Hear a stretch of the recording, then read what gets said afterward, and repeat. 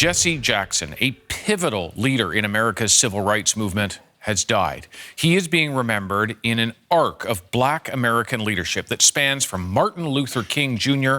to Barack Obama.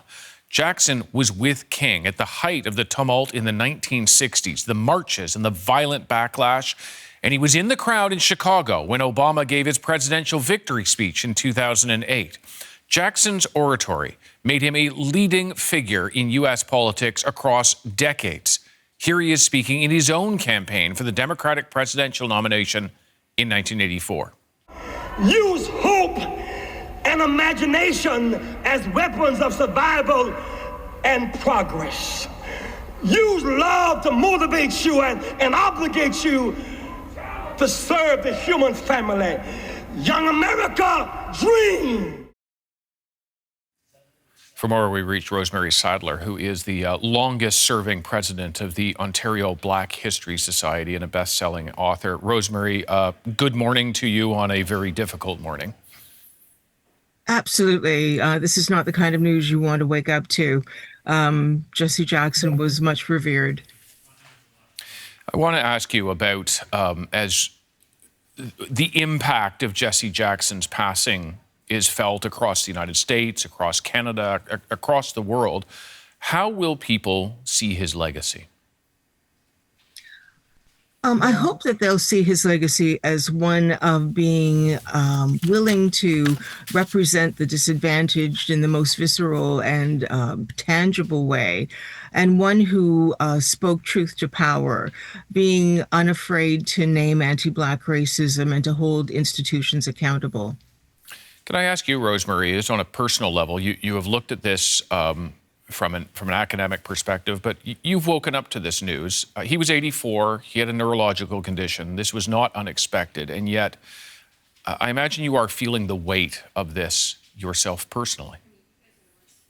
I absolutely am. I had the good fortune of meeting Jesse Jackson, Reverend Jesse Jackson, several times at a Operation Push convention in Chicago. I marched with him, not for civil rights per se, but during an Emancipation Day event in Washington, D.C. I've been to prayer breakfasts with him and had the opportunity to meet other icons connected to, shall we say, Martin Luther King and the civil rights movement. And what I remember about him, in addition to his, his charisma and his openness, was his very open and easy way with people. When I think about the convention I went to in Chicago, to keep a stadium of people engaged and energized and ready to do the good work, that was something that Jesse Jackson could do. So to see his decline in recent years is sad, certainly, but he still represents something larger than his health. And his impact, even on us here in Canada, is very, very sizable. This is coming during Black History Month. And there will be many people who will have, like you, a direct connection to Jesse Jackson, direct memories of his work. But you are someone, an author and a historian, who will, I think today, in fact, be speaking to students, younger people who may not know the impact of Jesse Jackson's work. How do you help them understand who he was in this great struggle, this timeline of pushing for civil rights? Well, I think it's a reminder that, and certainly this is something that Reverend Jesse Jackson himself helped us appreciate, is that the issues that exist in the United States are also issues that exist here. They're not particularly distinct or separate. We have our own brand of issues in Canada that are strongly tied to what happens in the United States, or has happened, or continues to happen.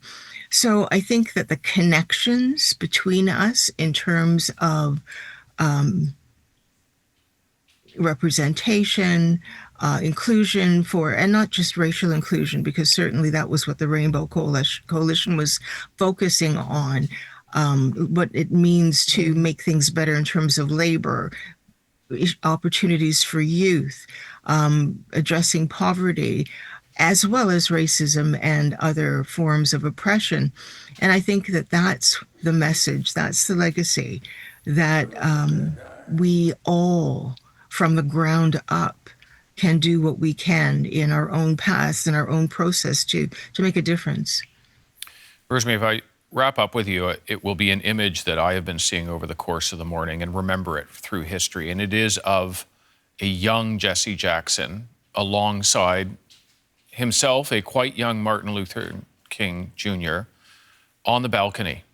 We're watching it now, of the Lorraine Motel. You know the photo I'm talking about. When you think Absolutely of it, do. yeah, what goes through your mind? Well, I've been there. I have stood in that spot. I have stood in the spot where Martin Luther King was shot. I have stood in the spot where Jesse Jackson pointed to the direction that they felt the gunfire had come from. And while, it was many years removed from the actual incident, the feeling that was conveyed in that space continues. I think, those were iconic moments of the civil rights movement. And those moments we can use to inspire what we do going forward. And hopefully that's what this day will be for everyone. Rosemary Sadlier, thank you so much. A difficult day for many, and I appreciate you helping us understand some of Jesse Jackson's legacy. My pleasure. All right, we will turn to Marianne now. There's a lot of reaction coming out from a lot of people because of the lives that Jesse Jackson impacted over many decades of his work. But it was his family who came first to tell us about his passing. Yes, and that came via a statement released this morning confirming his death at the age of 84, also confirming he died peacefully and surrounded by family. Let's take a look at this statement because it did have reflections from his family as they mourn their loss today. It says, "Our family was a servant leader, not only to our family, but to the oppressed, the voiceless, and the overlooked around the world. We shared him with the world, and in return, the world became part of our extended family. His unwavering belief in justice, equality, and love uplifted millions, and we ask you to honor his memory by continuing the fight for the values he lived by." He is survived by Jacqueline Brown, his wife, as well as his 5 children and his many grandchildren.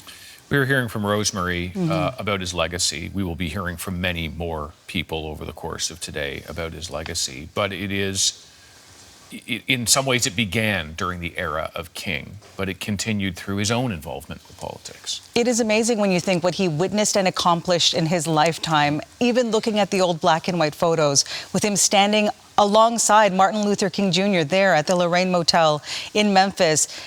Also seems a lifetime ago because of what has been accomplished since then. He is a civil rights icon. He has accomplished so much when it comes to the civil rights movement in the United States and beyond. His impact and influence, of course, a big part of this reflection. And there's so much to go through, including the fact that he ran for president twice. And that was big because he really did inspire Black American voters with his vision, as well as white voters he was able to influence through his vision. He is also a strong speaker, and we've been hearing part of his speeches, those iconic moments, the words being quoted likely this morning. And we want to share with you some of his speech from the 1988 Democratic Convention, in which he says those iconic lines. Suffering breeds character, character breeds faith. In the end, faith will not disappoint. You must not surrender. You may or may not get there, but just know that you're qualified and you hold on and hold out. We must never surrender. America will get better and better. Keep hope alive.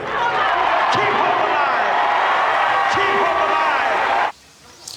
Keep hope alive. Those words we hear even now, so many years later.